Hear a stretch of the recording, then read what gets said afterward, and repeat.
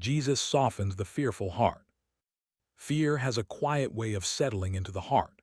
Sometimes it shouts through panic and sleepless nights. Other times it whispers in subtle doubts. What if I fail? What if I lose what I love? What if things never change? Fear can build walls around our hearts, convincing us that staying guarded is safer than trusting again. But Jesus does not approach our fearful hearts with frustration. He comes gently. Throughout Scripture, we see him stepping into rooms filled with anxiety and uncertainty, and the first words he speaks are often, "Do not be afraid." He said it to the disciples during the storm. He said it after his resurrection when they were hiding behind locked doors.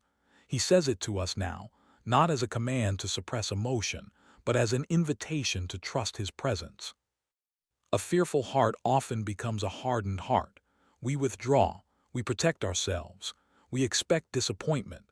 Yet Jesus specializes in softening what fear has tightened. He does not shame us for being afraid.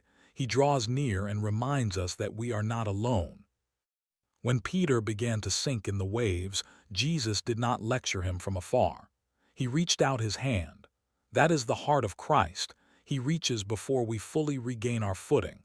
He steadies us before we find our courage. Fear tells us to focus on the size of the storm.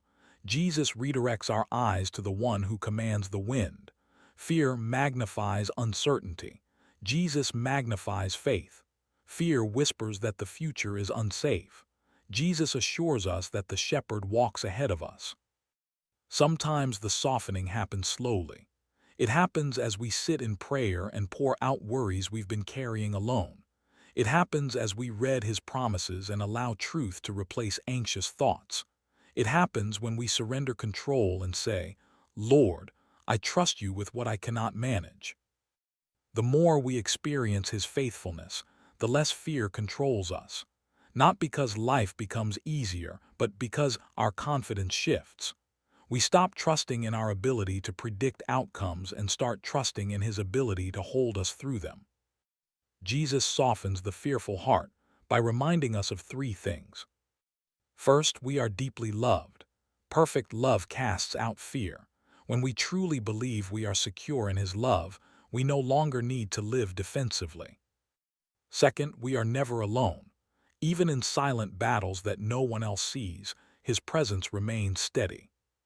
Third, our future is in his hands, and his hands were pierced for us, proof that his love is sacrificial, intentional, and trustworthy. If fear has made your heart tense, guarded, or weary, bring it to him. You do not need to clean it up first. You do not need stronger faith before approaching him. Simply come. Let him sit with you in the uncertainty. Let him replace panic with peace, striving with surrender, and worry with worship. A softened heart is not a weak heart. It is a surrendered one. It is a heart that says, "Even here, even now, I choose to trust Jesus." And in that trust, fear loses its grip. Lord Jesus, you see the fears I try to hide and the worries that quietly weigh on my heart. Thank you for never turning away from my weakness. Thank you for drawing near instead of stepping back. Soften every place in me that fear has hardened. Where anxiety has built walls, bring your peace. Where doubt has grown loud, let your truth speak louder. Teach me to trust you in the unknown, to rest in your love, and to remember that you are always with me. Hold my heart steady when storms rise. Remind me that your presence is greater than any fear I face. I surrender my worries to you today. Replace them with courage, faith, and quiet confidence in who you are. In your gentle and powerful name. Amen. Thank you for watching. Please like, share, and subscribe.